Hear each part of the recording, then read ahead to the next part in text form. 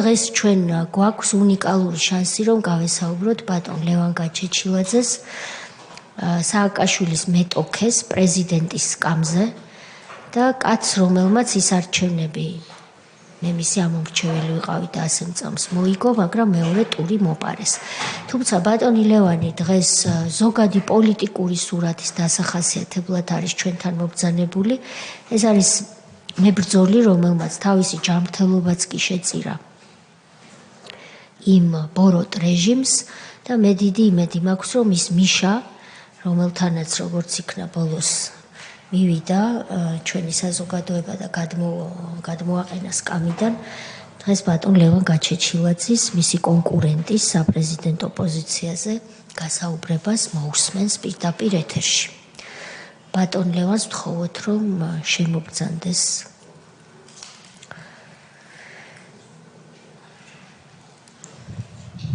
ბატონო ლევან, მოგესალმებით. თუ შეიძლება დაბრძანდით.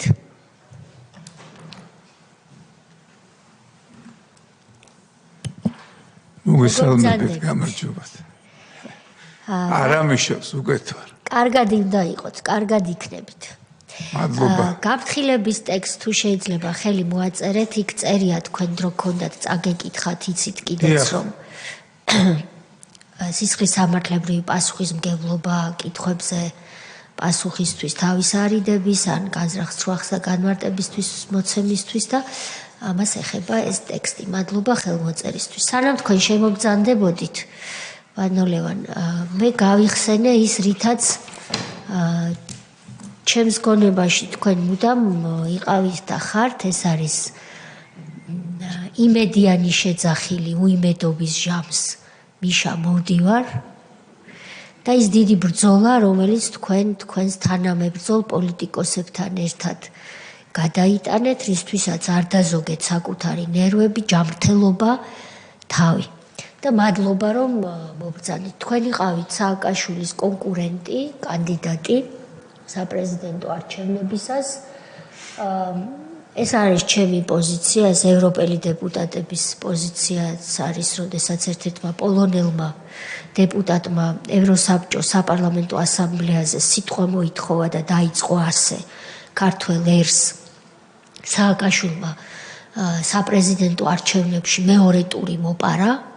იმიტომ რომ თქვენ იყავით მეორე ტურში სააკაშვილთან ერთად რეალურად გასული, მაგრამ მეორე ტური არ ჩაატარა და თავი გამოაცხადა მათიუ ბრაიზას საჯარო განცხადების საფუძველზე პრეზიდენტად. მაგრამ რომ შემოვსაზღვროთ ჩვენი შეხვედრის ფარგლები დღეს.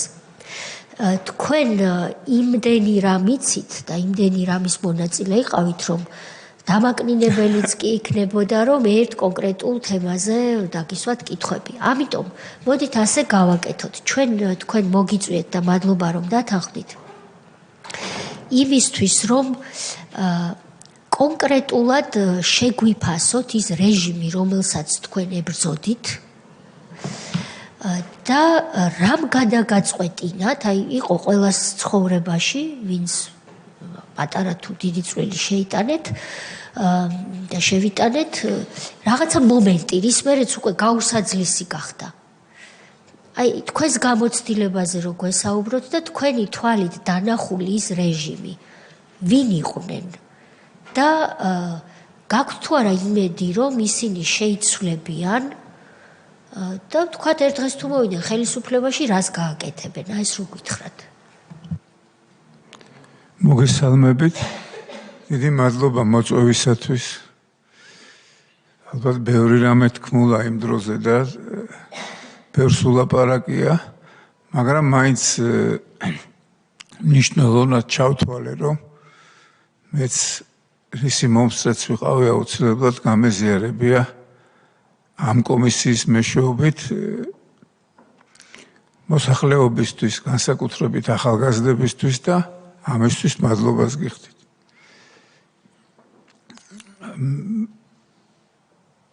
პრაქტიკულად ყველა დიდი მოვლენის თუ აქციის თანამონაწილე ვარ, არც ვიცი 7 ნოემბრიდან 26 მაისის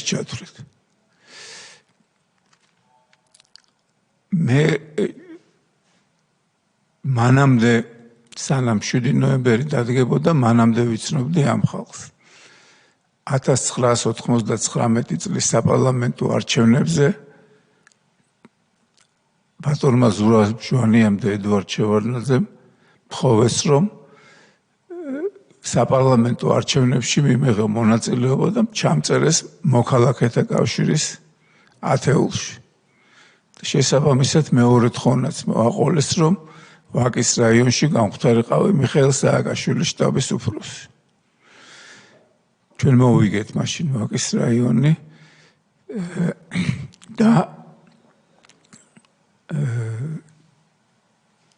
ჩვენი ნაცნობობაც აქედან შედგა, ამის თქმა მინდა, რომ მე ამ ხალხს ვინც იყო მერე უკვე მთავარი ადამიანები ამ ტერორისა, რა ვიცი, ტერორიზმს რას დავარქმევ, ამას კიდე ცალკე მოვყვები. მანამდე ვიცნობდი და სხვა შორის ძალიან მიკვირდა, რამდენადაც რო გავიცანი, ეს ადამიანი, რომელიც ხშირად ხასიათდებოდა ჩვეულებრივი ადამიანისთვის არაადეკვატური საქციელით, ვერ ჩამოუთვლია, ხა იმდენი იყო რა. აი მაგალითად ერთს ვიტყვი, ვაკეში ერთს ლაპარაკობდა, ბიზნესმენებს ადიდებდა, თავისუფალ ეკონომიკას, თავისუფალ ბაზარს. მე მივდიოდით ნუცუბიძის პლატოებზე და ბიზნესმენებს და ფულიანებს აგინებდა და ვკითხულობ მე სულ ეკითხებოდი, რომ აქედან წამოყვესი კაცი და აქეთს ლაპარაკობდა, იქ მეორეს მეთქი და ვიცი მე რასაც ლაპარაკობდა ზღნარდი შენო. და საზოგადოებას არ ვიცი, ეხლა შეიძლება არავინ არ დავყვებოდა და ამას ყურადღებას არ აქცევდა, მაგრამ მე ხო დავყვებოდი როგორც შტაბის უფროსი და ძალიან გასაკვირი იყო ეს, ძალიან გასაკვირი იყო ეს ჩემთვის და მეტყოლებდა იმაზე, რომ არაფერი ამ ადამიანში არ იყო ის, რაც შეიძლება არ ეთქვა და არ გაეკეთებინა. არაფერი, აბსოლუტურად არაფერი. ეს არის ესე იგი დახასიათება. ვარდების რევოლუცია რომ მოხდა, ძალიან გასაკვირვებელი ფაქტი მოხდა, ესე იგი მაჟორიტარების არჩეული მაჟორიტარები პარლამენტში დაგვტოვეს. ვითომ ჩვენთვის ვარდების რევოლუცია არ მომხდარა და სიით ვინც გავიდა, იმათ თავიდან მოუწყეს არჩევნები. შესაბამისად ეს უკვე იმაზე მიანიშნებდა, რომ მაჟორიტარებში უკვე გაიდგეს ფესვები, ყველა მეტნაკლებად შეშინებული იყო, იმიტომ რომ როგორც ცუნამი ისე მოხდა ეს ვარდების რევოლუცია და სიითაც ყველაფერი მათ აიღეს, რომ უამრავი რაოდენობა თუ არ ვწდები საკონსტიტუციო რაოდენობა ხმები ჰქონდათ იმ დროს. და დაიწყეს ის, რაც დაიწყეს. არანორმალურად ბევრი დაჭერები ჩაგვრა ხალხის და სასტიკად გასწორება პირადი თუ ხელისუფლების მტრების. ჩემთან მოდიოდა ალბათ 10,000-ობით თუ არა ადამიანი, ოჯახის წევრი, რომელიც თავის ისტორიას ყვებოდა და ეს იყო დაუმთავრებელი და პირდაპირ თვითონ იძახდა, რომ ეს იყო ნულოვანი ტოლერანტობა და არავის არაფერი არ ეპატიება. არავის არაფერი არ ეპატიება, პირდაპირ გადაიზარდა პირველ რიგში მთელი მოსახლეობის ზუსტ აღრიცხვაში, ერთ-ერთი საჭიროება, რისთვისაც შექმნეს იუსტიციის სახლი, აღრიცხეს ყველა და ყველაფერი. ვინც კი სუნთქავდა ამ ქვეყანაში, იმიტომ რომ არჩევნები ეკონტროლებინა თავიდან ბოლომდე. ეს იყო ერთ-ერთი ძირითადი მიზეზი და აღრიცხულ ადამიანებს ინდივიდუალურად ემუშავებოდნენ. ყველას, აი გეტყვით, რომ 100,000 კაცი რომ მოსულიყო მაშინ მიტინგზე 100,000-ივე გმირი იყო და 100,000 სურათს გადაიღებდნენ, რომ ცოდნოდათ ვინ დადიოდა, როგორ მოეშორებინათ სამსახურიდან, როგორ დაეჩაგრათ მათი შვილი, როგორ დაეტოვებინათ უფულოდ, რომ ის მეორეჯერ მიტინგზე არ გამოსულიყო და თუ მეორეჯერ მოდიოდა ან იტაცებდნენ, ვიზედაც ეჭვი ჰქონდათ, რომ ფული ჰქონდათ და ძალიან ცემდნენ, ფულს ართმევდნენ და ტყეში აგდებდნენ, სასაკლაოზე ესეთი ადამიანებიც არსებობდნენ და არსებობს დღესაც. ვახოლაღიძე, გოგალომიძე, რავი, დათო უჯმაჯურიძე, ასახე დათო უკვე გარდაცვლილია, ცოცხალი აღარ არის. არსებობდნენ და ყველა ოჯახმა იცოდა, რომ მიუხედავად იმისა, რომ ისინი ამ საპროტესტო აქციებზე დადიოდნენ, მათ უყურებენ, მათ უთვალთვალებენ, მათ უსმენენ და მათ ატერორებენ ამა თუ იმ ფორმით. და ესე მოდიოდა ეს აქციები. პირველ რიგში ჩემთვის წყალგამყოფი გახდა გირგვლიანის ამბავი და საბაბი იმისამ, რომ მე მაშინ პოლიტიკაში აქტიურად არ ვიყავი, კი ბატონო ვიყავი ვაკის დეპუტატი, მაგრამ მაინც ყოველდღიურ რეჟიმში პოლიტიკაში არ ვიყავი. ყოველდღიურ რეჟიმში მე პოლიტიკაში დავიწყე ფიქრი, რომ შევსულიყავი გირგვლიანის ამბავის მერე, რომელიც მართლა ყველა დედას და ყველა მამას თავის თავზე წარმოედგინა ეს ამბავი, რომ თავის შვილს მოსლოდა ესეთი რამე, ვის არ მოვა ახალგაზრდობაში ესეთი რამე და ესეთი დაჟა. შესაბამისად, საბაბი ის იყო, როდესაც დაიჭირეს ოქრუაშვილი და იქით კიდე ბევრი ჩემი მეგობარი აღმოჩნდა, მაგალითად კოკა დუმბაძე და კოკა გუნცაძე და ასე შემდეგ. ისინი მოხვდნენ ისეთი წნეხის ქვეშ, რომ ამის გაძლება აღარ შეიძლებოდა და მივიღე გადაწყვეტილება, რომ აქტიურ პოლიტიკაში დავბრუნებულიყავი. არ მახსოვს 30 თუ 31 სექტემბერს წავედი პირდაპირ ეთერში იმედში, რომლის წამყვანი ეკა ხოფერია იყო და იქ დაუძახე პირველად ხალხს მიტინგზე. და შემდა გასაკვირად ძალიან ბევრი ხალხი გამოვიდა. მეორე დღეს ჩვენ დავნიშნეთ მიტინგი 2 ნოემბერს, დიდი მიტინგი 2 ნოემბერს, მაგრამ ერთი პირობით, რა თქმა უნდა, შეიკრა ოპოზიცია, ის ვინც შეიკრა, გაერთიანებული ოპოზიცია ერქვა. იყვნენ პარტიები და ვიყავით ინდივიდუალურად მე და გოგა ხაინდრავა. 2 ნოემბერს დავნიშნეთ ეს მიტინგი.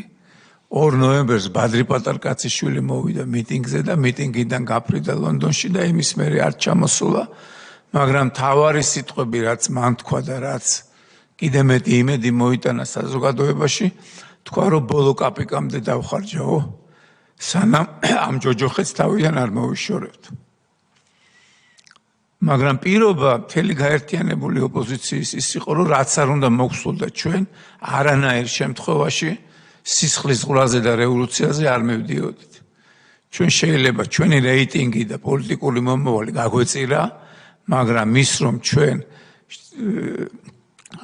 დამხობისკენ მოგვეწოდებინა ხელისუფლების, იმიტომ რომ ყველა ჩვენთაგანს გავლილი ქონდა 90-იანი წლების სამოქალაქო ომი და ვიცით როგორ დაკარგა პრაქტიკულად სახელმწიფოებრიობა იმდროინდელმა საქართველოს.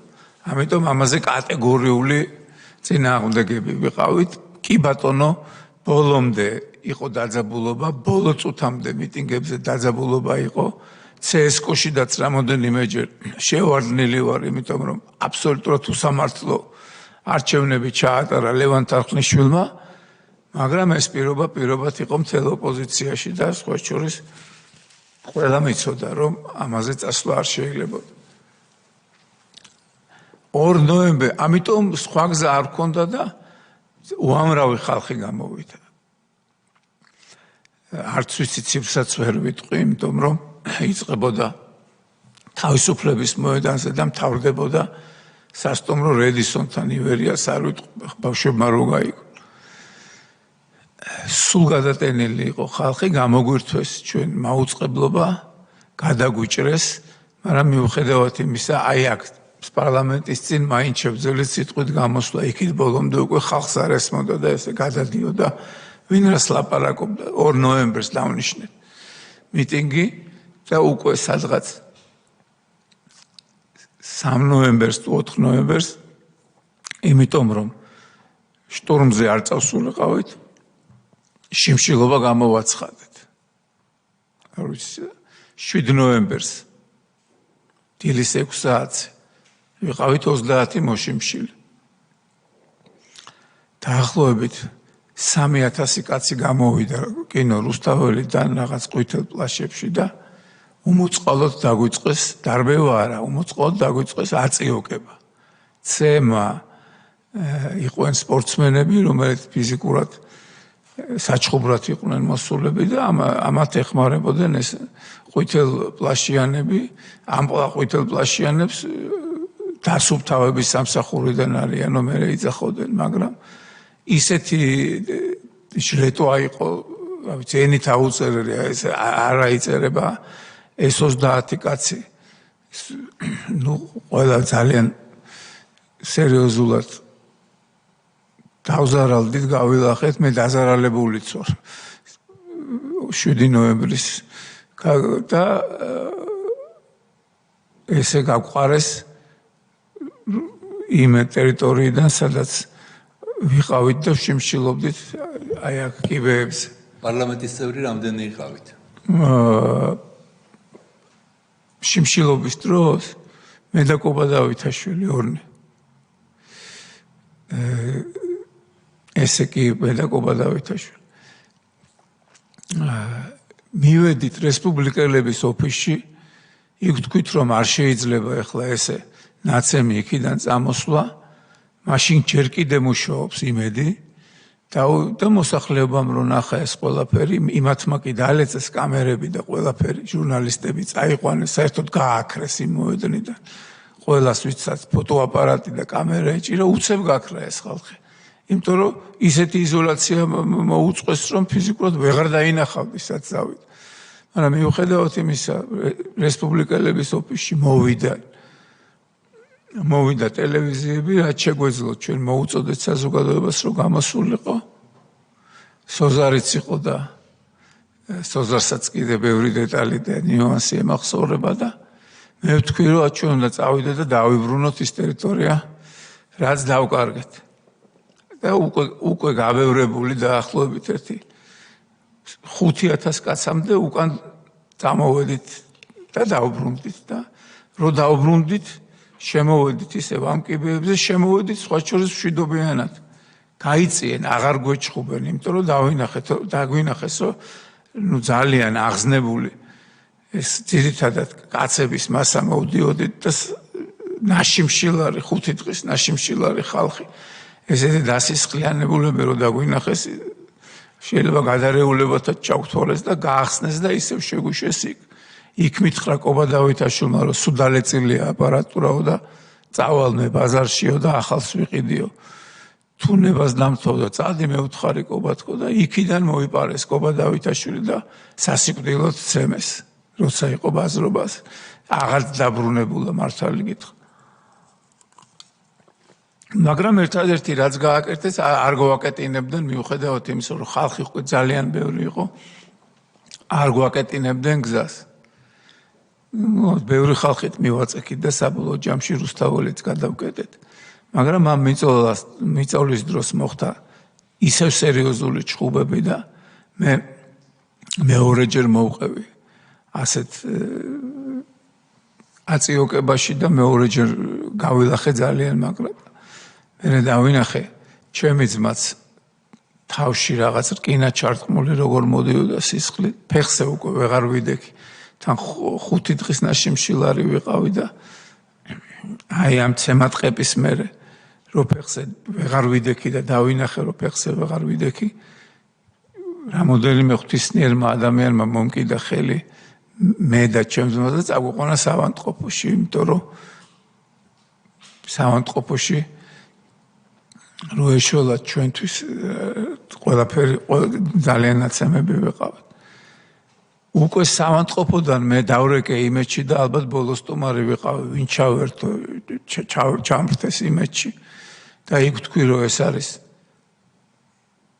ისეთი სისასტიკე, რომელიც თავის ცხოვრებაში მე არ მინახია. და ყველა უნდა მოვიბილიზდეთ იმისათვის, რომ დავამთავროთ ეს ხელისუფლება თქო.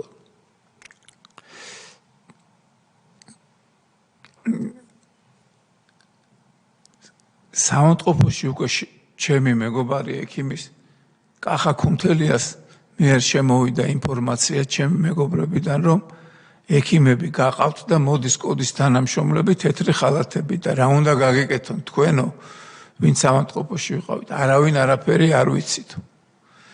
შესაბამისად, სანამ ის კოდის თანამშრომლები მოვიდოდნენ, თვითონ ხელისუფლებაშიც მაგარი არეულობა იყო, ეტყობოდათ, რომ მათ რესურსი აღარ ყოფნიდათ, იმიტომ რომ იმდენი ხალხი გამოვიდა უკვე ჩვენს მერე 7 ნოემბერს და იმდენი ტყვია ისოლეს, რკინის თუ რამოდენიმე ადამიანს ფეხიც კი მოაჭრეს ახალგაზრდებს, მე და გოგა ხაინდრავა სანახავად ვიყავით და ისეთი დასახიჩრებულები იყო. საავადმყოფოში ვიყავით და რამოდენიმე ახალგაზრდას ფეხი მოაჭრეს. ჩვენ შევძელით საავადმყოფოდან გამოპარვა და დამალვა სხვადასხვა ჩვენი მეგობრების ბინებში. კობა დავითაშვილის ადგილსამყოფელი გაურკვეველი იყო. არ მახსოვს მეორე დღეს 8 ნოემბერს თუ 9 ნოემბერს გადადგა, სხვა გზა აღარ ჰქონდა. მიხეილ სააკაშვილი და გამოცხადდა ახალი რიგგარეშე საპრეზიდენტო არჩევნები. და არჩევის წესით გაერთიანებულმა ოპოზიციამ მე დამასახელა საპრეზიდენტო კანდიდატად. ბოდიში ვიხდია ჩემი ხმისთვის, მაგრამ სხვანაირად არ შემიძლია. ეხლა ცოტა საპრეზიდენტო იმასაც მოუყვები და რა ვიცი, ასეც რო წავიდე 26 მაისამდე იმდენია მაქვს მოსაყოლი და მე თუ გინდათ შევისვენოთ. შევისვენოთ, კითხვა რეჟიმში გადავიდე, თუ ბოლომდე წავიდე. ბადოლევან, მოდით თქვენ იყავით წამყვანი ამ სხდომის ფიგურა, გულისხმობ და როდესაც გადაწყვეტთ, რომ უნდა გაჩერდეთ და ჩვენ გადავალთ კითხვა პასუხზე და მთლიანად თქვენს დროსა და სურვილს მოვერგებით ჩვენ. კი ბატონო, მადლობა. ასე გავაკეთოთ, იმიტომ რომ მე შეიძლება გამიჭირდეს იმის განსაზღვრა, როდის უნდა შეგაჩეროთ, როდის თქვენ თვლით, რომ უნდა უკვე შეჩერდეთ. კარგი? კი ბატონო. კი ბატონო. საპრეზიდენტო არჩევნები ჩატარდა ისეთ ვითარებაში, სადაც არანაირი პოლიტიკური მოედანი, არც მედიის საშუალებით, არც სარეკლამო ბილბორდების და სხვა რეკლამების საშუალებით ოპოზიციას არ ჰქონდა. მე ვიყავი გაერთიანებული ოპოზიციის მთავარი კანდიდატი და ამ არჩევნებში მონაწილეობას იღებდნენ შალვა ნათელაშვილი ოპოზიციიდან, დათო გამყრელიძე ოპოზიციიდან, ბადრი პატარკაციშვილი ოპოზიციიდან და მე მივიღე ყველაზე მეტი ხმა, მაგრამ საერთო ხმები იყო იმაზე მეტი, რამდენიც მიიღო იმ დროინდელმა პრეზიდენტმა, ბევრად მეტი იყო. ჩემამდე შემოვიდა მხოლოდ თბილისის ოქმები, რამოდენიმე ასეული ადამიანი, დამკვირვებლებიც მათ შორის იყო დაჭერილი, ოქმები იყო თავიდან ბოლომდე განადგურებული და ბევრ ოქში 1500-ით ბევრი ოქმი ჩამოვიდა, სადაც 1500 ხმით 0 ჩაწერეს. იგივე ოქმები, პარალელური ოქმები, რაც ჩემამდე ჩამოაღწია, 400 ხმით 100 ხმას მე ვიგებდი მაგალითად მარნეულის რაიონში. და ასეთ რაიონებში, საიდანაც 1500-ით 0 ჩამოვიდა.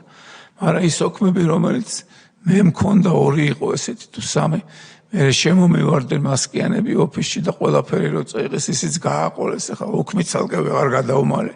კომპიუტერები ხო წაიღეს, ესე ვარდებ, როცა უნდათ მაშინ შემოვარდებოდნენ. რადიო ცნობში შემოვარდნენ და ასე იყო, რა ვიცი. როცა უნდათ, რასაც უნდათ, იმას აკეთებდნენ. მე ვთვლი, რომ ყველა ამ აქციების მონაწილე ადამიანი არის გმირი, იმიტომ რომ ძალიან ბევრი ადამიანი დარჩა უსახსროდ და პრაქტიკულად მთელი ჩემი სამეგობრო დაიჭირეს, რატომღაც პოლიტიკურ ლიდერებს არ იჭერდნენ, მაგრამ ისეთ ცხოვრებას უწყობდნენ, რომ გაუსაძლისი იყო ირგვლივ რომ ყველას დაგიჭერენ და ყველა რომ შეერია და ამ დროს მიტინგები რომელიც ყოველ დღე ვიყავით გამწარებულ მდგომარეობაში. ეს იყო ჩვენი ყოფა. ეს ორი სიტყვით გაყალბებულ არჩევნებზე 1000% უნდა ყოფილიყო მეორე ტური და ეს მეორე ტური რო ყოფილიყო მე ვიმარჯვებდი და შესაბამისად, იმიტომ რომ სოდშიც მე მოვიგე. სოდი ხო თბილისი იყო, რო დავთვალეთ მე მოვიგე. მე მქონდა სოდის ოქმი, სადაც მე ვიგებდი არჩევნებს. იმდენად შიგნითაც უკვე გამწარებული იყო ბევრი რიგითიც შიგნით უკვე ამ რეჟიმისგან ისეთი გამწარებული იყო რომ ის იყო წარმოუდგენელი ამბავი და მე მომცეს ხმა თქვენ ხომ არ გაქვთ ეს ოქმები შემონახული შემთხვევითან არა მაქვს მაგრამ ამ ოქმების ასლები მე მგონი პროკურატურაშიც უნდა ინახებოდეს კი ბატონო და უნდა ინახებოდეს სასამართლოშიც მადლობა იმიტომ რომ მე რაც მქონდა ის მე შიგნით ოპოზიციაშიც და საერთოდ გარემოცვაშიც ძალიან ბევრი ადამიანი გვარებს არ დავასახელებ ფაქტები არა მაქვს მაგრამ შემოყრილი იყო ბევრი ადამიანი რომელსაც ყველა ინფორმაცია გაქონდა რა სად იყო როგორ იყო და მომზადებულები შემოდიოდნენ და ასე გვაწიოკებდნენ ამის მერე მოხდა ომი რომელიც ჩემი აზრით ამ ომის წამოწყების ერთ-ერთი მიზეზი ამ ავანტიურაში ჩართვის ერთ-ერთი მიზეზი იყო ისიც რომ სააკაშვილი მიხვდა რომ მან საზოგადოებაში ნდობა დაკარგა და ყველაფერი საკეთებდა იმისთვის რომ ნდობა აღედგინა და გამიგია კიდევაც რომ თითქოს რუსული სამშვიდობოების გენერალზე ფულიც კი იყო გადახდილი რომ შეისულიყვნენ სოხუმში გასულიყვნენ ბოლომდე ისე ცხინვალში გასულიყვნენ ბოლომდე და ესე დაებრუნებინათ ცხინვალის რეგიონი ესეც კი გამიგია რომ ფულიც იყო იქ გადახდილი მაგრამ ამის ფაქტები არა მაქვს ყოველ შემთხვევაში ჩაერთვა მოაზრო ავანტიურაში დაუწყო ცხინვალს დაბობმა და დამთავრდა ისე როგორც დამთავრდა საქართველოს დაკარგა პრაქტიკულად სახელმწიფოებრიობა ისინი ვინც ის ომი წამოიწყო ყველა წითელ ხიდზე გაიქცა და ღირსეული ნაწილი შერჩა ისევ იმ ომს და არც იცოდა რა გაეკეთებინა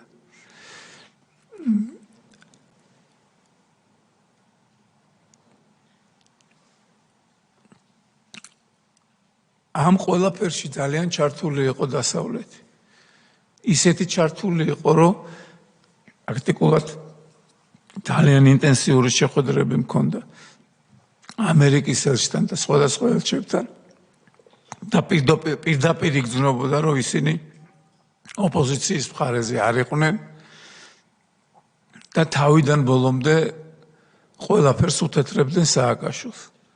არჩევნების გამარჯვების მოლოცვა თეთრი სახლიდან მოხდა იმ დღეს, როდესაც ჯერ კიდევ CSKO-ს ლევან თახნიშვილს არ ჰქონდა გამოცხადებული ვინ მოიგო და ვინც ააგო ოფიციალურად და სხვათა შორის ეს იყო ბუშის მოლოცვა და ნახევარსაათში მოყვა პუტინის მოლოცვას. ეს ძალიან მნიშვნელოვანი ამბავია. იმიტომ რომ იქ სერიოზული ხიდები იყო არაფორმალური გაჩაღებული რუსეთთან ესეც მსმენია.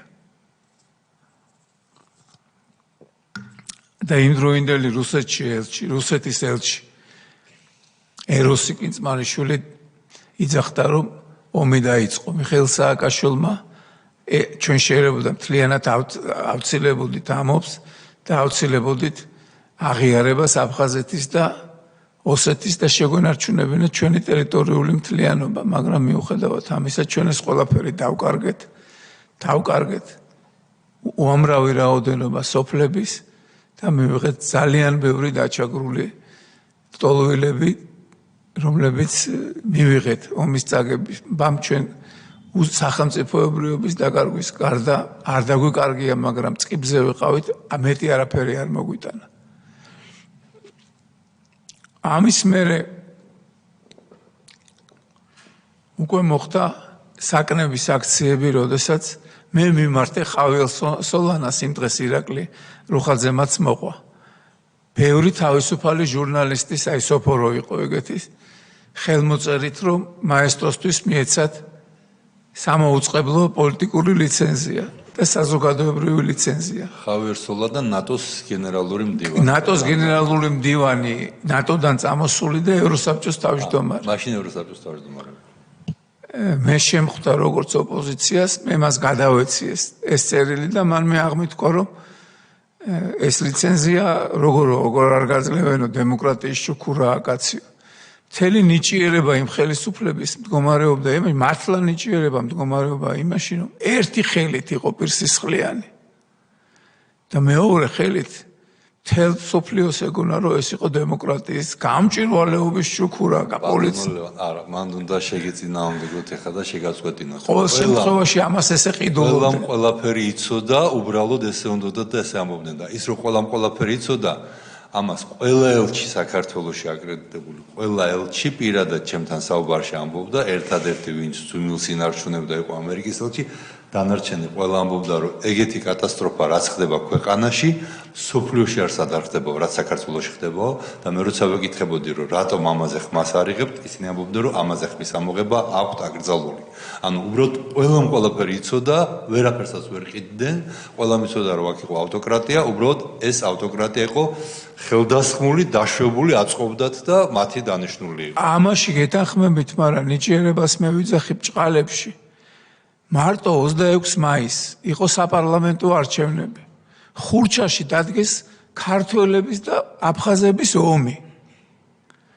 მაშინ ზუგდიდის რაიონში კენჩიყრი და კობადავითაშვილი. ეს ომი ისე დადგეს, რომ თელ საზოგადოებას ეგონა რომ ომი დაეწყო და გაექცათ ეს დადგმა ხელიდან და იქ ერთი ქალი მოკვდა ავტობუსში დაიწვა. დადგმის დროს მოკვდა. ერთ-ერთი მათი მსახიობი ქალი თუ აქტივისტი დაიწვა ავტობუსში, ისე დადგეს ეს ომი. ნამდვილი სროლები და ცეცხლი დადგეს რა. ამას ვეძახი ნიჭიერებას, დადგეს მოდელირებული ქრონიკა, ორ ადამიანს გული გაუსხდა, კი ისიც რაც არის და ჩემი შვილები სახლიდან გარბოდნენ, სად უნდა მივიდეთ, შევიარაღდეთ და სა უნდა დავიწყოთ ომიო და მე რო გამომაცხადეს იმ მოდელირებულ ქრონიკაში, რომ რუსული ტანკზე ვზივარ და თბილისისკენ აგერ ვარ თქო, ყვიროდი. აგერ ვარ, სადმერ ვიხართ მეთქი რა. შვილები არ გიჯერებთ. ხო, ისეთი ამბავი იყო.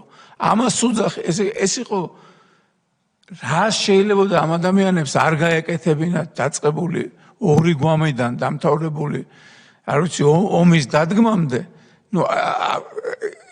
ამაზე ადამიანის, ნორმალური ადამიანის ტვინი ვერ მიდიოდა აქამდე. რა უნდა დავარქვა სოზარ ამას, ავტოკრატია უნდა დავარქვა თუ ტირანია, ესეც არ ვიცი.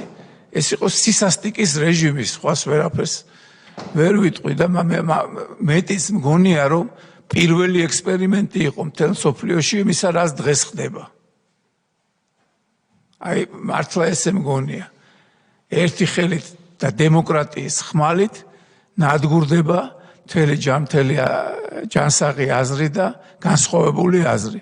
დღეს პრაქტიკულად ამას უყურებთ ჩვენ მთელ სოფლიოში.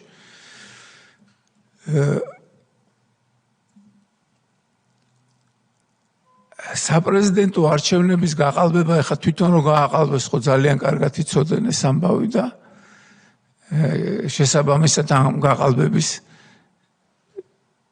რეჟიმში უცხოვრობდნენ, მაგრამ არც არავის ყოველას ფეხებზე ეკიდა. საბოლოო ჯამში მოვყვები 26 მაისს სხვა შორის ყველა დარბევა თუ დაწეოკება რაღაცა ფუნქციის მატარებელი იყო, პირველ რიგში დაშინების ფუნქციის და მეორე რიგში ტკივილის ფუნქციის იმისთვის, რომ ადამიანი მეორეჯერ აღარ გამოსულიყო. ესეც დაშინებაა, მაგრამ ტკივილის მომენტიც იქ ძალიან დიდია. იმიტომ მე ვეღარ გაიგებდი სად წასულიყავი, საავადმყოფოში მიდიოდი, შეიძლება სუსის ექიმები შემოეგზავნათ.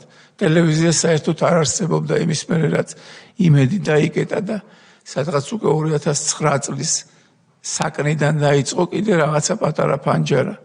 იმის გახსენებაც მინდა, რომ საკანში შუა გადაცემის დროს ბომბი შეაგდეს, რა ვიცი გახსოვთ თუ არ გახსოვთ. როგორ არ გვახსოვს. ჩემი ძმა უკვე გაუსაძლელ ჯანმრთელობის მდგომარეობაში იყო და მახსოვს საზაპაპოაშვილს მიყავდა ბომბი რო შეაგდეს ის გადაცემა, იმიტომ რომ იქ გიას ჯანმრთელობის დიდი პრობლემა დაემართა და გარეთ წავიყვანეთ, რომ ოპერაცია გაგვეკეთებინა.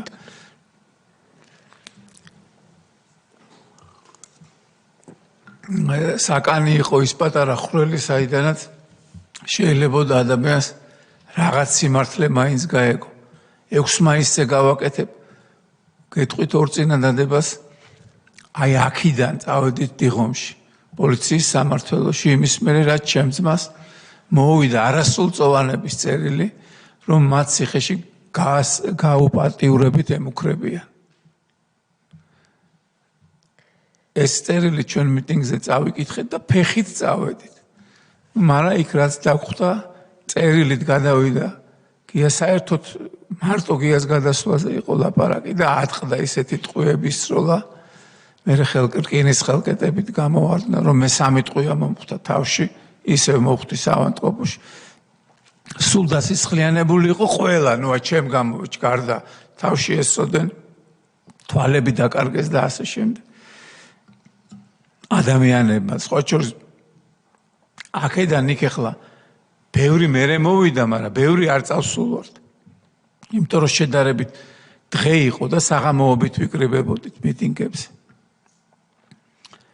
წახვედით იმიტომ რომ თქვენმა ძმამ უცნობმა ბატონმა გია გაჩეჩილაძემ არასრულწლოვანთა ციხიდან მიიღო ბავშვი პატიმრის წერილი რომ მიშველეთ მემუქრებიან გაუპატიურებთ დიახ ბიჭიდან ბიჭისგან რა მნიშვნელობა აქვს მაგრამ დავაზუსტე და მეორე დღეს 3 ადამიანის ხელის მოწერა იყო და მეორე დღეს ეს 3 ადამიანი ამ ჩვენი თავგანწირვის შედეგად გამოუშვეს გასაგები იმიტომ რომ ძალიან დიდი ვნებათა ღელვა იყო უკვე რუსთაველის გამზირზე ამას მოყვა 26 მაისი გადავსე ყველაზე მძიმედ მაინც გიას ემესიმდეს გია გიღამ გარდაიცვალა რა რუსიკ საკანში რომ მიიყვანეს სუშავი იყო მთელთანზე ისე გალახეს შიგნით და ეშინოდათ და მე გადმოაგდეს ხობიდან ეშინოდათ რომ იქ ხელში არ ჩაგდომოდათ რა ვიცი ათეულობით კაცი ურტყამდა მე მინდოდა დავხმარებოდი მაგრამ 3 ტყვია მომხვდა თავში და ყველას მოხვდა უკვე რომ კიდევ გადამძროლეყავი და დავხმარებოდით მაგრამ იქ იმ არავინ იცოდა ცოცხალი იყო არავინ იცოდა ცოცხალი იყო შევსულიყავი რომ მენა უბრალოდ მანახეთ თუ ადამიანი და მაგ ამიკეთეს წინ ფარების კედელი არავითარ შემთხვევაში არ შემიშვეს უმძიმეს მდგომარეობაში ჩავარდე და მე რეაბილიტაცია ძლივს განიცა და მართალი რო გითხრა რა მალამოები არ მოქონდა ხალხს მასში საგანში ამის მერე 26 მაისს 2 სიტყვას გეტყვით ეს იყო პირველი დათვლადი ხალხმრავალი დათვლადი იმიტომ რომ სტადიონი ადვილად ითვლება ხო და ის ყველაფერი რო გადავსებული იყო დათვლადი ხალხმრავალი აქცია რომელიც ისევ და ისევ მშვიდობის გამო და იმიტომ რომ შევარდნები და გადაწვევები არ მომხდარიყო იმიტომ რომ ხალხი ძალიან გაუსაძლებს მდგომარეობაში იყო და ძალიან გაღიზიანებულ მდგომარეობაში იყო მოვიფიქრეთ ის რომ წავსულიყავით სამებაში უხლებოდით პატრიარქს და იმისთვის დაგოჯერებინა რა უნდა გაგვეკეთებინა და დინამოს სტადიონი იყო გადავსებული თავის ბილიკებიან სარბენი ბილიკებიან ეს იყო პირველი შემთხვევა, როდესაც სააკაშვილის რეჟიმმა ვერ დააბრალა ქართულ საზოგადოებას, რომ ჩემი წინააღმდეგები არ ახართო. მანამდე და ხარ ცოტანიო, ვერც ეს დააბრალა. შესაბამისად, აქედანაც მიუხედავად ხალხის დიდი წყრომისა, მაინც გამოვძვერით ისე რომ დიდი შეხლა შემოხლა, რომელიც სულ რისკის ქვეშ იყო. სამოქალაქო დაპირისპირება ამას ძალიან ვაკონტროლებდი და არ მომხდარიყო და არც მომხდა.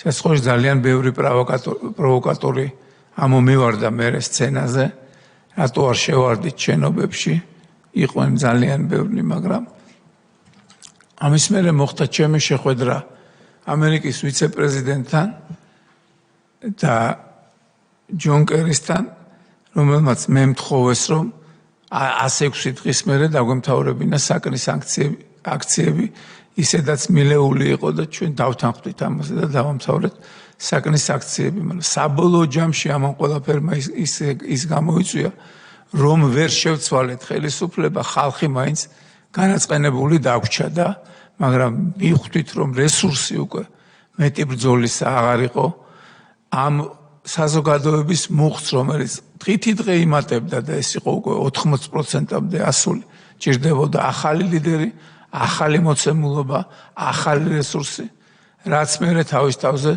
აიღო ბიძინა ივანიშვილმა ალბათ ჩვენი დამსახურებაც იყო ყველაფერი ამის ყურება ადვილი არ იყო და ინფორმაციის მიღება და საბოლოო ჯამში მშვიდობიანად მოხდა ამ ხელისუფლების გაყვანა, შედარებით მშვიდობიანად მოხდა ამ ხელისუფლების გაყვანა პოლიტიკური ველიდან და იმედი მაქვს, რომ საბოლოო გაყვანა. 26 მაისზე ორ სიტყვას გეტყვით, პირველი შემთხვევა იყო, სადაც გასასვლელი არ დატოვეს და სადაც უნდათ დაღვრილიყო იმდენი სისხლი, რამდენიც იმაზე მეტი იყო, რაც საჭირო იყო. მე ორ შვილთან ერთად ვიყავი, პირადად მე ისევ ჩხუბის და ცემის მერე ვიყავი გათიშული გაზებისგან და ცემისგან და ჩემმა ბიჭებმა მხატვრის სახლის ეზოში შემიყვანეს და იქ კიდე მერე პირველ სართულზე ცხოვრებმა ერთ-ერთმა ოჯახმა შემიფარა თავის სარდაფში. ასე რომ მე ვერ მიპოვეს ჩემი შუა თანაშვილს 3 ტყვია მოხდა სახეში და ისიც შეიფარა იქ უკვე გვერდზე კორპუსში. ოჯახმა და რამოდენიმე ადამიანით შეიფარა იმ ოჯახმა და უფროსი შვილი რომელმაც მოახერხა გარღვევა მხატვრის სახლის ის დაიჭირეს და წაიყვანეს პოლიციაში, მაგრამ რო გაიგეს რომ ჩემი შვილი იყო სხვასთან შედარებით ადრე გამოუშვეს. დაიჭირეს ჩემი ძმა, დაიჭირეს ბიძინა ივანიშვილი, რომელსაც ცემით ორივე ყურის ბარაბანი გაუხეთქეს და ხელფეხ შეკრული დააგდეს კუკიის სასაფლაოზე. ბიძინა ივანიშვილი თქვით. ბიძინა გეგიძე უკაცრავად. ბიძინა გეგიძე უკაცრავად.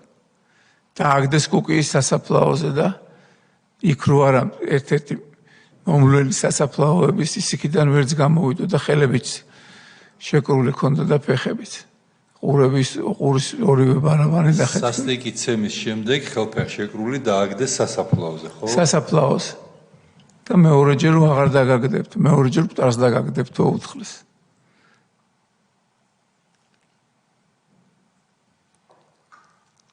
არ მახსოვს კუკიის სასაფლაო იყო თუ სხვა, მაგრამ სასაფლაოზე დააგდეს. ეს უკვე ღამეა. სხვა დანარჩენ მომიტინგეებს ან ყველა ხოცემეს და გალახეს და დაასისხლიანეს, ზოგი დაიჭირეს, ნაკლები ძალიან ცოტა ადამიანი, ვინც ცნობილი ადამიანი იყო, ან პოლიტიკოსი იყო, ისინი სახლში გამოუშვეს. დილით უკვე მაესტრო მუშაობდა და იმათი სისასტიკენელა ქრებოდა. იმათი სისასტიკე, თუმცა იყვნენ ადამიანები, ვინც იმ დილით სისხლიან რუსთაველზე იდგა და ორდენები და მედლები მიიღო, ესეთებიც იყვნენ. ამით იმის თქმა მინდა, რომ პოლიტიკური შეფასება ამ იმ რეჟიმის შეუძლებელია, ერთი სიტყვით შეუძლებელია. ავტოკრატია იყო, არა იმაზე მეტი იყო. ტირანია იყო, არ ვიცი ხა ტირანიას მე არ შევსწრები ვარ ფიზიკურად, ხა რამე ტირანიას რო შევადარო და შესაბამისად ეს იყო მართლაც ჭყალებში ნიჭიერი ექსპერიმენტალური რეჟიმი, რომელიც თავიდან ბოლომდე დასავლეთზე იყო ჩამოკიდებული იმის მერე, რაც მან დარბევები განახორციელა და ეს იყო მათი დაქირავებული რეჟიმი, რომელიც პრაქტიკულად მთელ მსოფლიოს ანახებდა, როგორ შეიძლება დემოკრატიის ხმალით ხალხის დაწიოკება და გაუბედურება რა. აი ეს იყო და ეს. დიდი მადლობა ბატონო ლევან, კითხვა მაქვს ასეთი. ჯერსტი განმარტავ, იმიტომ რომ დრო გადის და ზოგმა არ იცის. საკნების აქციაში იგულისხმება ის, რომ რაკი ციხიდან გამოდიოდა ინფორმაცია, რომ იქ უბედურებები ხდება. ეხლა უიდეო, უსიმართლო, არაფერი რომ მათ მხარეს არ არის და გარეთ რო დგას რამდენიმე ადამიანი და გვიწივის რომ გამოდით პარლამენტიდან ეგ მაგათ კი არ გამოვყავართ, პარლამენტიდან გამოყავს ესა თუ ის პოლიტიკური ძალა არჩევნებს. ანუ არჩევნებში ხმას ვერ იღებენ და წივიან გარეთ. თან კრეატიულობაც არ აქვთ, რაღაცა მოიფიქრეს, სტრატეგია დასახე. სრული ეს არის სიღატაკეს უფევს, იდეური და იდეოლოგიური და განათლებას რო თავი დავანებოთ. და ზოგიერთი ახალგაზრდა ისე ჩაითრიეს, რომ შეგეცოდება. იმ დროს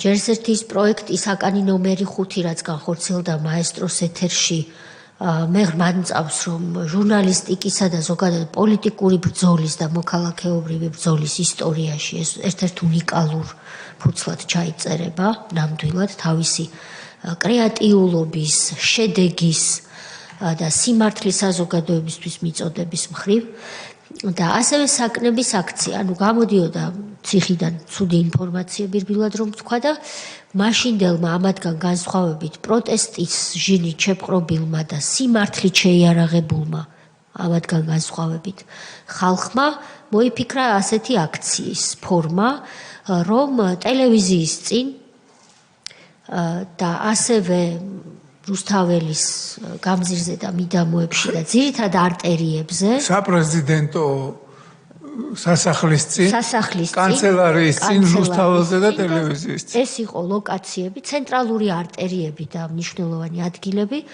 სადაც რკინის კონსტრუქციები შედუღებული სახით ყველა დაიჭირეს, ვინც რკინის კონსტრუქციები გააკეთა, ყველა კონსტრუქციები შეიქმნა გალიები. გალია იყო სააკაშვილის ციხე იყო ერთი დიდი გალია, სადაც ადამიანებს კლავდნენ.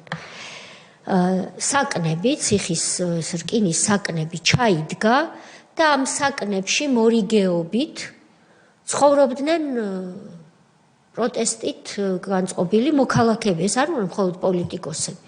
მოქალაქეები, ვისაც ამის გაბედულება ყოფნიდა, მოდიოდა და იქ ცხოვრობდა, ღამეც იქ ათენებდა. დიახ. ჩვენ მოვისმინეთ და მთელი საქართველოსდან სხვა შორის. დიახ, სხვადასხვა რეგიონებიდან, სხვადასხვა ასაკის. ეს იყო ძალიან პოლიტიკურად ეფექტური აქცია, როგორიც მანამდე სხვას არ გამოუგონია. მე მახსოვს დისკრედიტაციის კამპანია, რომ ეს არ არის საკნების აქცია, ეს არის გალიების აქცია და გალიებში ხო იცით ვინს ხედან და მე იყო ეს მაიმუნია ის და ესე ახასიათებდნენ იმას, ვინც ოპოზიციაში იყო. ან მხარს უჭერდა. მე გავმარტე იმედია სწორად ის, რაც თქვენ იგულისხმეთ საკნების აქციაში. ეს ყველაფერი გაკეთდა ძალიან ბევრი და მე ამან თავისი შედეგი მაინც მოიტანა და თქვენ თქვით რომ ახალი რესურსი იყო საჭირო და ასე შემდეგ და თქვენ ყველაფრის ძალისხმევა გააკეთეთ იმისთვის რომ სისხლი არ დაღვრილიყო და შემდეგ უკვე ბიძინა ივანიშვილმა ეს გაწეული ძალისხმევები ახალი ენერგიით და ახალი და უკვე შედეგიანი სტრატეგიით შეავსო და დადგა გამარჯვება. საკნების აქცია თქვენ თქვით რომ აშალეთ ამერიკის ვიცე-პრეზიდენტის თხოვნით. დიახ. კონკრეტულად სად, როდის შედგა ეს საუბარი და რა გთხოვათ და რატომ? ოპოზიციასთან შედგა საუბარი. როდის? და სად იყო ეს საუბარი? ალბათ მაისის თვე იყო. ჩამოსული იყო. მისი ვიზიტის დროს ესე იგი. მისი ვიზიტის დროს ჩამოსული იყო. ჯონ კერი იყო, თუ გახსოვთ, მათი საგარეო საქმეთა მინისტრი და ვიცე-პრეზიდენტი ჩამოსული იყო. საქართველოში ვიზიტით იყო და ოპოზიციაც ეს არ მახსოვს ზუსტად, მაგრამ ირაკლი ალასანია ნამდვილად მახსოვს, რომ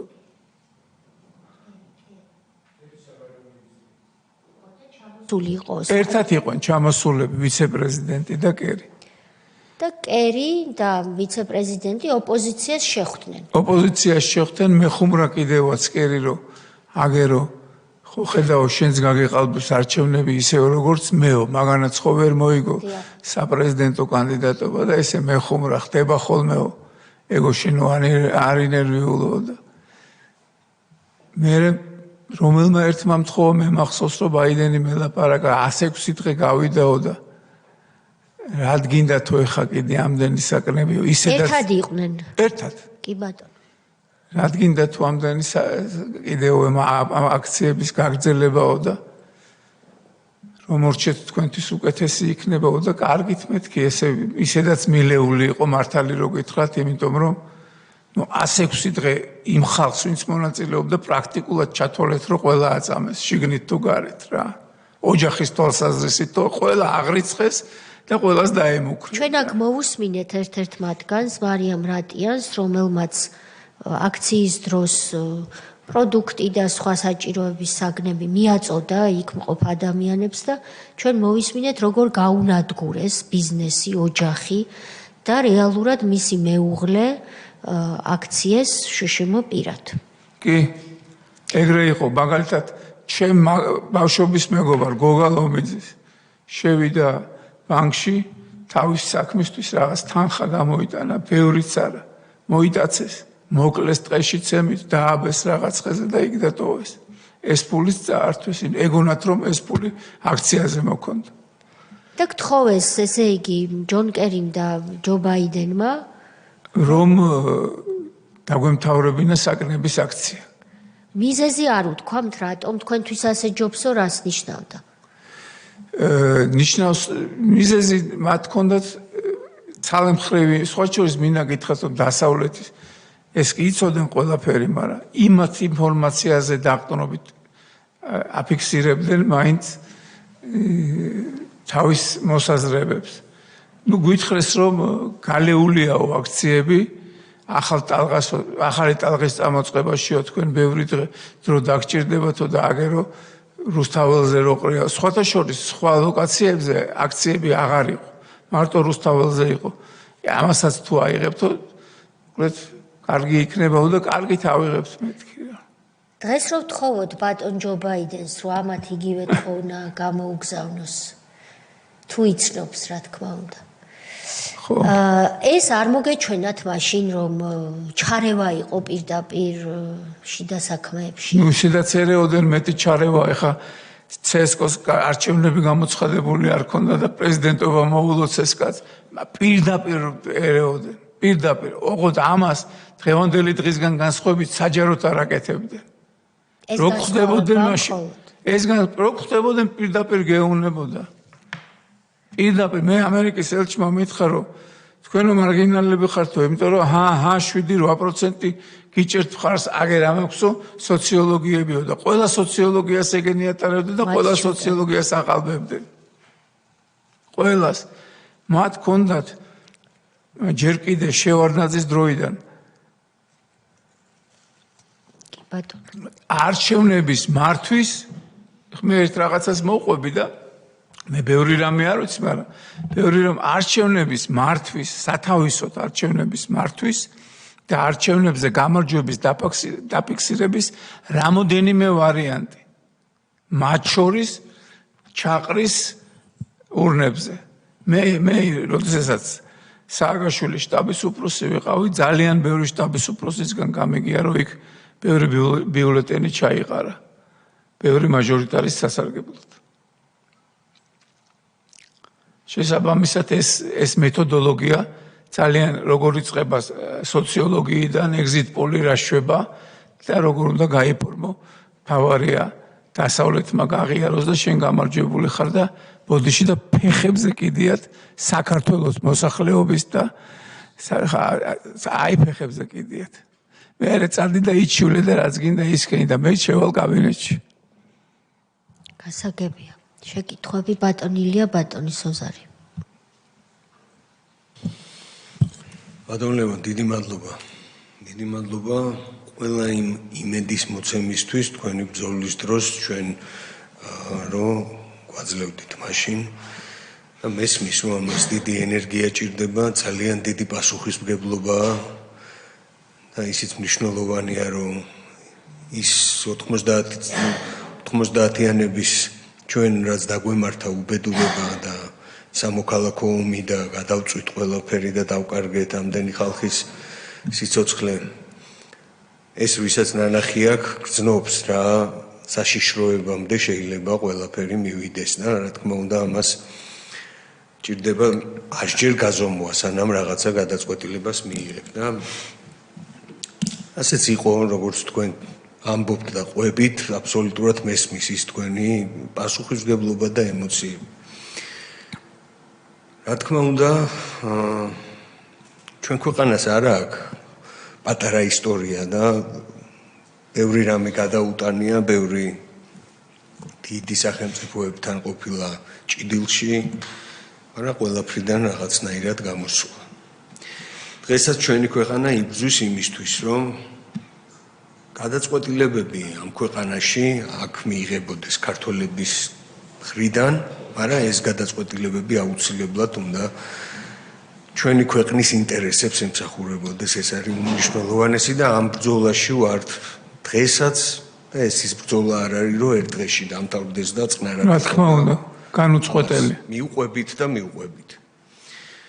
ვერც იმას ვერ ვიტყვით, რომ ჩვენ ქვეყანაში გაუნათლებელი ხალხი ცხოვრობდა, უნიჭო ხალხი ცხოვრობდა, ან გამოცდილება გვაკლდა, ან რამე ესეთი. თქვენი აზრი მაინტერესებს. და თქვენ აღნიშნეთ, რომ ამ ექსპერიმენტში მოვხვდით ჩვენ. ჩვენი მიზანიც ის არის, რომ მომავალში რამენაირად თავიდან ავიცილოთ მსგავს ექსპერიმენტში ჩვენი მოხვედრა. რა იყო ის მომენტი თქვენი გადმოსახედიდან, ამდენი რამე იცით და რა თქმა უნდა ყველაფერზე ვერ ისაუბრეთ, შეიძლება არც გაგახსენდეთ, ის კი არა, იმიტომ კი არა ვერ ისაუბრებ, თუ არ არის ასაუბრო, იმიტომ რომ იმდენი დეტალისგან შედგება ყველა ის შეხვედრა, თუნდაც ის ამერიკელებთან შეხვედრა და მათი რჩევა, რომელიც არაერთი მოვისმინეთ ამ კომისიის მუშაობის ფარგლებში. რა იყო, რა დაგვაკლდა ჩვენ რომ მოვხვდით ამ უბედურ ექსპერიმენტში? რა დაგვაკლდა? განათლება, გამოცდილება, პასუხისმგებლობა ერთმანეთის მიმართ, სიყვარული სამშობლოს მიმართ, თუ რა იყო ის მომენტი, რომელიც დაგვემართა რეალურად და ამდენი ტკივილი მოგვაყენა. კი, დღევანდელი საზომით ამ ყველაფერზე ვზივართ, საუბრობთ და ვფიქრობთ იმას, რომ ხვალ ეს იგივე აღარ დაგვემართოს. აი თქვენი გადმოსახედიდან თუ შეგიძლიათ რაღაც. მე მგონი ჩვენ არაფერი არ დაკვლებია. ჩვენ მოვხვდით ამ ექსპერიმენტის მსხვერპლი ატომი. ჩვენი იმათი თვალსაჩინით ყველაზე როგორ თქვა, იმათ თვალსაჩინით ექსპერიმენტის ჩატარებისთვის ყველაზე კომფორტული პარტნიორი იყო მიხეილ სააკაშვილი. მაგრამ ჩვენ ეს დაუშვით. ჩვენ დაუშვით ის, რომ მიხეილ სააკაშვილი მოვიყვანეთ და მივეცით ამის უფლება, რომ ეს ექსპერიმენტი ჩაეტარებინათ. ჩვენ ეს გამოგჩა, გამოვტოვეთ და რა მიზეზის გამო გამოვტოვეთ, ხო? აი ამას ეს მაინტერესებს თქვენი გადმოსახედიდან. დღევანდელი თქვენი გადმოსახედიდან. მიზეზი ის იყო, რომ შევარდნაძის რეჟიმი უკვე იმდეხანს იყო საქართველოში და გაცვეთილი იყო და იყო მართლა ყველა სიმაღლეზე კორუფცია იყო, ყველა შრეში კორუფცია იყო, საზოგადოებას ცვლილებები უნდოდა და ჩვენ და სამწუხაროდ ეს ცვლილებები მოხდა ქუჩიდან, მოხდა რადიკალიზმიდან, მოხდა რევოლუციით და ყველაზე მეტი ხარიზმა ამ რევოლუციაში მიხეილ სააკაშვილმა გამოავლინა რა. კი, მაგრამ ჩვენ დავიჯერეთ. ჩვენ დავიჯერეთ. პირველად ყველაფერი გამოცდილება გვაკლდა. გამოცდილება გვაკლდა იმ დროს ყველა პოსტსაბჭოთა ქვეყანას აკლდა ეს გამოცდილება. აი ეგ მაინტერესებს. ჩვენ როგორც დამოუკიდებელი ქვეყანა ბავშვი ვიყავით, ამის თქმა მინდოდა. მეც მაგი კითხულობ მაგას. ეგ მაინტერესებს თქვენგან შეფასება. როგორც დამოუკიდებელი გვაკლდა ჩვენ, რომ ეს დაგვემართა. და როგორც დამოუკიდებელი ქვეყანა ბავშვი ვიყავით, მაგრამ დღეს უკვე ხო ხედავთ იმხელა გამოცდილება გვაქვს მიღებული საზოგადოებას, იმხელა გამოცდილება აქვს მიღებული, რომ მიუხედავად იმისა, რომ ოპოზიციას არ ჯერა, მაგრამ სხვა შორის ოპოზიციას მინდა მიმართო და უთხრა, ისინი თუ არ ახტებიან იქიდან რომ არჩევნები წააგეს, მაშინ შევლენ ჩიხში. ისეთ ჩიხში შევლენ რომ სულ უფრო და უფრო დაცოტავდებიან რა. მაგას მარგინალიზაციის პროცესი ქვია, რომელიც გარდაუვალია, ეს არის პოლიტიკური კლასიკა და ესეც ჩანს. იმიტომ რომ არ ხტებიან სწორი ლოგიკიდან. და ის დღევანდელი რეალობა, რომ ამ ადამიანებს დაბრუნება უნდათ მმართველობაში, ეს ხო არ გავს ერთი და იგივე ნაღმზე ფეხს დაბიჯებას. კი, მეორეჯერ დინარეში მეორეჯერ შესვლა და იმიტომაც საზოგადოება იმდენად ჭამრთელია დღეს და იმდენად ყურადღებიანია, რომ არ ამგონია დარწმუნებული ვარ, რომ აღარ დაუშვებენ. მადლობ, ეს მინდოდა თქვენ. ბატონი სოზარი. კითხვებია, არა, უბრალოდ რაღაცები მინდა ესე შევავსოსავით. მართლა ვერ ამოუწურავთ თავიდან თქვენ ესე დაიწყეთ, რას თქვენ გაიარეთ, იმის ამოწურვა შეუძლებელია. უბრალოდ ხა 7 ნოემბერი. 7 ნოემბერს ის თავდასხმა, რომელიც მოხდა მოშიმშილეებზე 3000 კაცი თქვით და ნაკლები არ იქნებოდა ყოველ შემთხვევაში. ესე ერთი დარღვევა რომ ადამიანები, რომლებიც არც სავალ ნაწილს კეტავენ არსად, თავისთვის ხედან, შიმშილობენ, მათზე ხდება თავდასხმა, და მეორე თავდასხმა ხდება აბსოლუტურად ამოუცნობი ადამიანების მიერ, ჩვეულებრივი რაღაცა არაფორმალური შეიარაღებული ფორმირებები, რომლებიც სცემენ მომიტინგებს, მათ შორის პარლამენტის წევრებს და თქვენ არ თქვით, მაგრამ მე რამდენადაც მახსოვს, პარლამენტში შესვლა რომ მოითხოვეთ პარლამენტის წევრებმა რომ ჭიშკარი გაიღოთ, ესეც კი არ გაგიეს. კი, მეორე, ამის შემდეგ უკვე როცა მეორედ დაიწყო დარბევა, გამოყვანილი იქნა თავდაცვის სამინისტროს ძალები, ჯარი, რაც აი უბრალოდ კონსტიტუციის დარღვევა, რაც უმძიმესი დარღვევა და რასაც ვერავინ ვერ გააკეთებდა მიხეილ სააკაშვილის გარდა. ამას რატომ უსვამ ხაზს, ისედაც ვიცით რომ მიხეილ სააკაშვილის გარდა გარეშე მსგავსი რამეები არ ხდებოდა, მაგრამ მან მოგვიანებით თქვა რომ საერთოდ არ იცოდა თურმე რა ხდებოდა, ეძინა და ვანო მერაბიშვილს შეაწმინდა ხელები და ჯარს ვერ გამოიყვანდა ვერავინ. გამოყვანილი ხავდა სასჯელასრულების სპეცრაზმიც. ეს სპეცრაზმი იყო, რომელმაც მე ხელკეტები მირტყა და ხელკეტებით ცემა და როდესაც სააკაშვილი ჩემთან იყო მოსული სახელმწიფოს ოფისში და მკითხე, კი, მაგრამ სასჯელასრულების დეპარტამენტის სპეცრაზმს იქ რა უნდა და მან მითხრა, რომ ძალები არ გვეყოლა. ხალხის წინააღმდეგ, ქართული ხალხის წინააღმდეგ ხელისუფლებას არ იყო თურმე ძალები.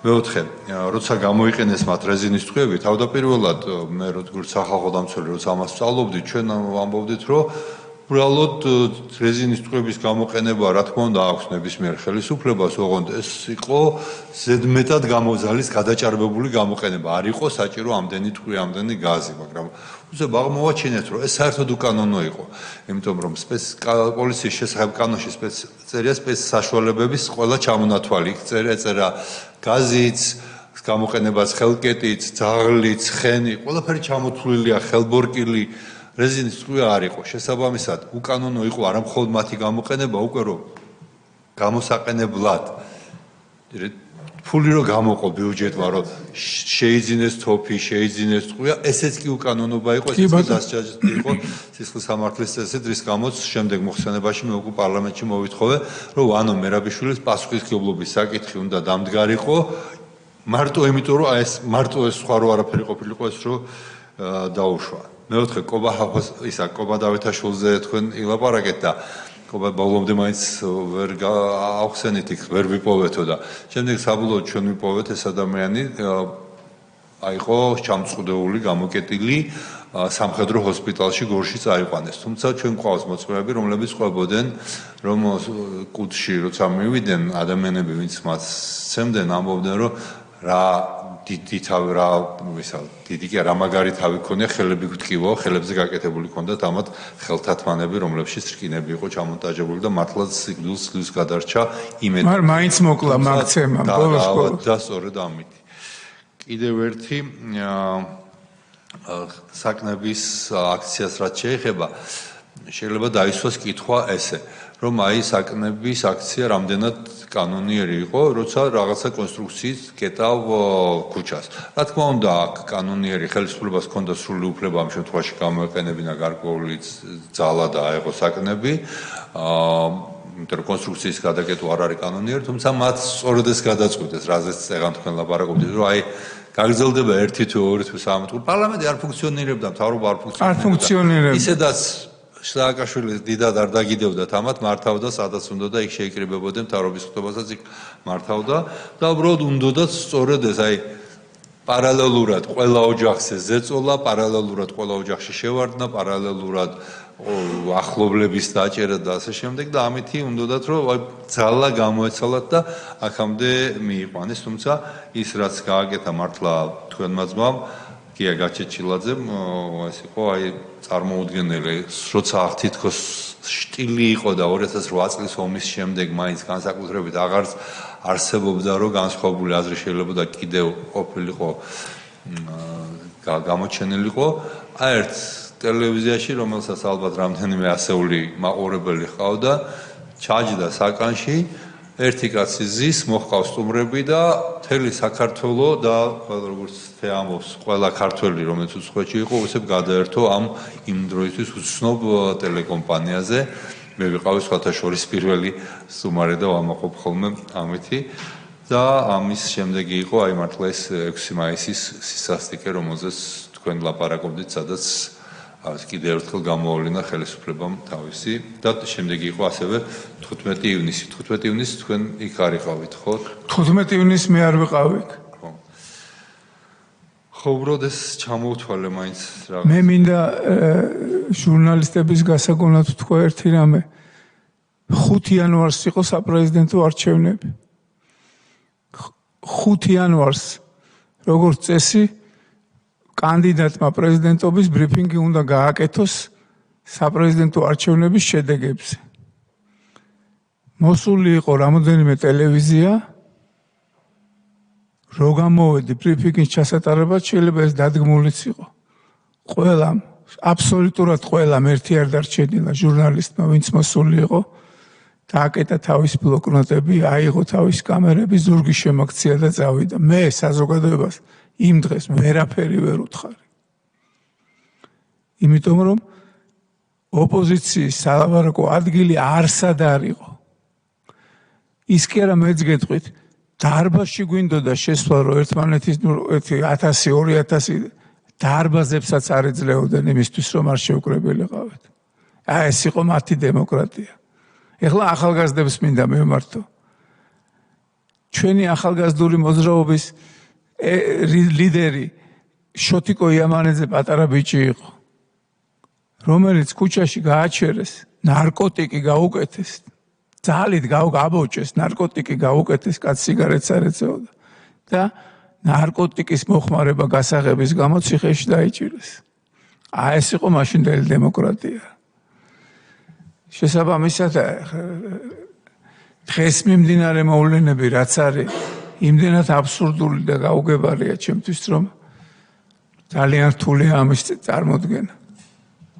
შოთიკო იამანიძე სხვათა შორის ჩვენ გვყავს გამოსაკითხთა სიაში, მათ შორის ის არის მოწმე ვეტერანთა აქციის დარბევისაც და მონაწილე ამ თემის.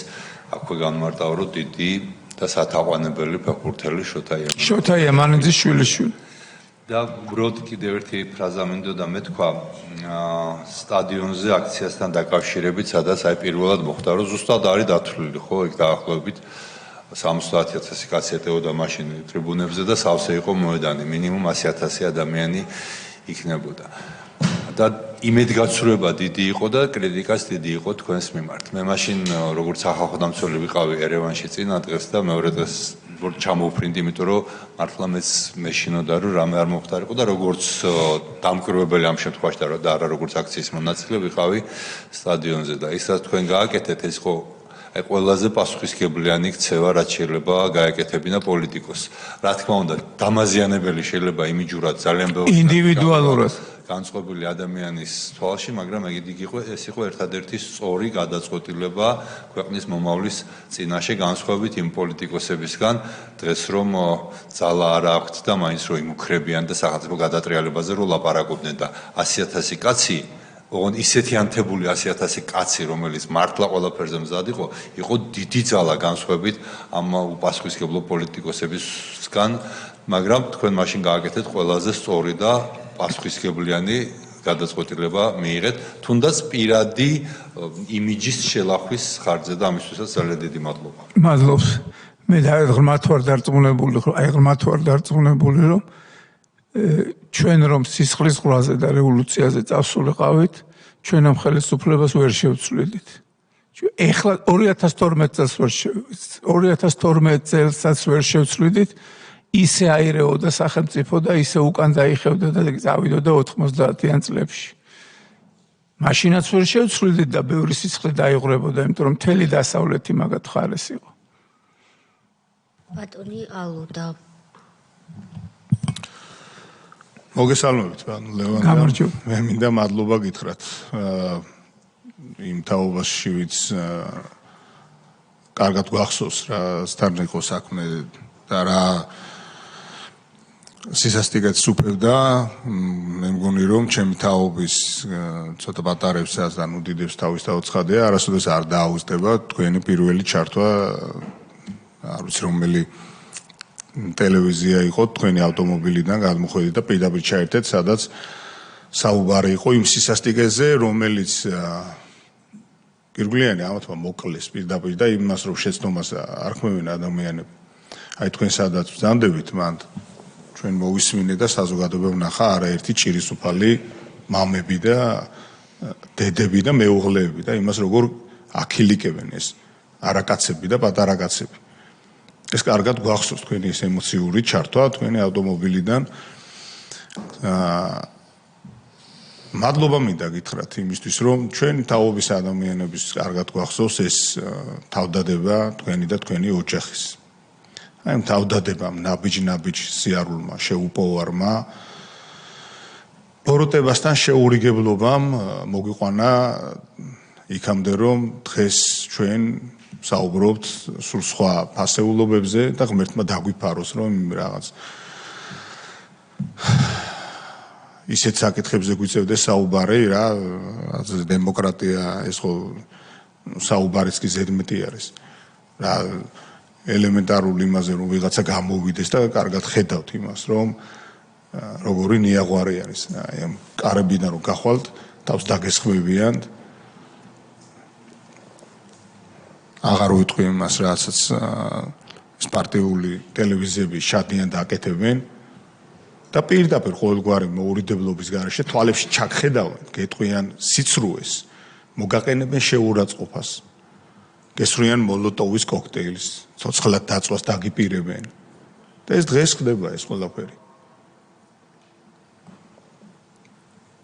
და უამრავი ძალიან მარტივი არის აქ რაიმე სახის სხვა ფერებზე საუბარი შავი და თეთრი არის სხვა ფერები არ არის უბრალოდ იმდენად მარტივი არის ეს ყველაფერი ყველას კარგად გვახსოვს ის ადამიანები თავზე იფარებდნენ ხელს რომ კი არა არ ვიცი რომ ამ სისასტიკეს გადარჩენდნენ ეს ტრივიალურად რო ვთქვათ იმიტომ რომ ოჯახები გადაერჩინათ გაეხიზნათ გაეყვანათ ეს იყო ჩვეულებრივი ომის მდგომარეობა საკუთარ ქვეყანაში ახლა ნელა წარმომიდგენია ადამიანს რომ პატივს და ღირსებას შეულახავ მე ძალიან კარგად მახსოვს იმ აქციებზე ჩვენი მოწოდება თქვენი და ლიდერების ხუების რა იყო ჩვენ ვცდილობთ რომ ღირსება დაგვეცვა აქ ახლა ვიღაცებს და ახალგაზრდების გასაგონად მინდა ვთქვა რომ აქ წამოიკნავლებენ ხოლმე ეს არაკაცები და იტყვიან აი სადღაცას იმასთან შეუვარდნენ აქ შეუვარდნენ იქ შეუვარდნენ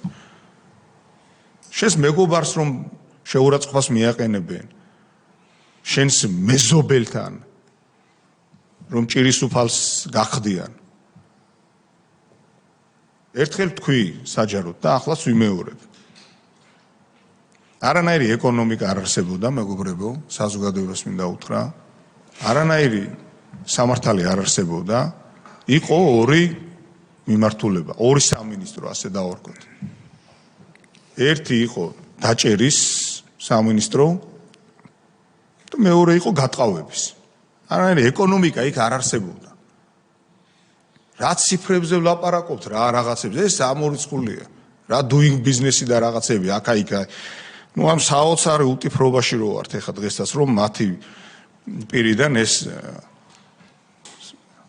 აი რასაც მიჩვეულები არიან გენში აქვს თუ არ ვიცი რაში აქვს აი ამ ადამიანებს ჩემ და სამწუხაროდ უნდა ვთქვათ რომ ისინი ხო ამ ქვეყანაში ხო გვიწევს სიარული მათ შვილებს უწევს და უნდა ჩვენმა შვილებმა ერთ ქვეყანაში იცხოვრონ ბატონ ლევანს რო ცემდნენ და მის ძმას რო უსწორდებოდნენ და ღირსების დაცვას რო ითხოვდა რაღაც იმას კი არ იძახდა რომ ჩემმა შვილმა იცხოვროს ასეთ ქვეყანაში იმის შვილსაც ასეთ ქვეყანაში უნდა ცხოვრებოდა და არა ისეთ ქვეყანაში რომ ვიღაცა პატარა კაცები და ის ხედავთ ისინი ხა როგორი მაგრები არიან ბჭყალებში რომლებიც ყველაფერს კადრულობდნენ და პირველ რიგში ეს ადამიანი. აი რა გაუგონარი ამბავია, ხო? ნაწამები გაუბედურებული ადამიანები. აი გადაახვიეთ ეს ხომ გაჯეტის საშუალებით მარტივი არის ხო? სად მიიყვანეს ბატონ ლევანის ძმა და მე შეადარეთ ის ადამიანი რომელიც დედასთან რო ტირის და საჩივრები რო აქვს თუ რა ვიცი 1000 რამე სამარცხვინოა ეს ყველაფერი რომ აი ამ ღირსებით სავსე დიადე ერს რომელიც შუბლს ადგავდა იმის გამო რომ ღირსება არავის შეელახა ნუ ერქვას თავარსარდალი თუ რა ვიცი პრეზიდენტი თუ რაღაცა ერთი დიდი ციხე იყო რა საქართველოს აი წარმოიდგინეთ ამათი ეკონომიკა იყო ეგ სხვა არაფერი აქ არ ვითარდებოდა ყველა ოჯახთან იყო შეხება ანის ოჯახი მე გირაოში თუ იპოთეკაში თუ 1000 უბედურებაში საკუთარ სახლს დებდა მეორესგან ფული ქონდა ნასესხები და ახლა მითხარით ეს იყო მათენაზე რო თქვა ქსელური მარკეტინგი ქონდათ გამული ჩვეულებრივად ყველასთან იყო შეხება ყველა ადამიანი აღრიცხული იყო აბსოლუტურად ეს იყო ტოტალური ამბავი და აი ამ ნაბიჯ ღირსებით სვლამ მინდა ყველამ თვალი გაუსწოროს ამ ყველაფერს როგორ მოვედით აქამდე ღირსებით სვლამ შეუპოვრობამ და რას ყველაზე მთავარია სიმართლე მეგობრებო სიმართლე ისეთი რამე არის რომელიც შეიძლება დღეს შეაჩერო მაგრამ მას ახასიათებს ერთი რამ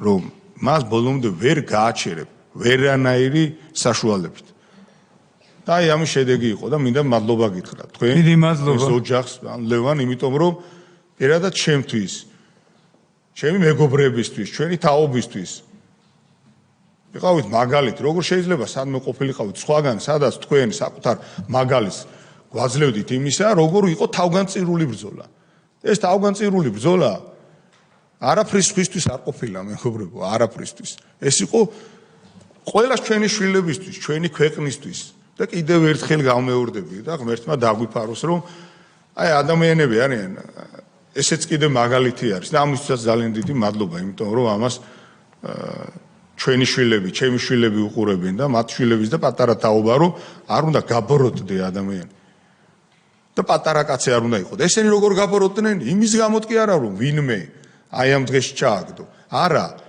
აი ის ხელკეტი რომლითაც ადამიანებს აუპატიურებდნენ, აი ის ხელკეტი რომ წაართვა ქართველმა ხალხმა, იმით არიან გაბოროტებულები. აი იმით არიან გაბოროტებულები. და სახე აქვს დაკარგული.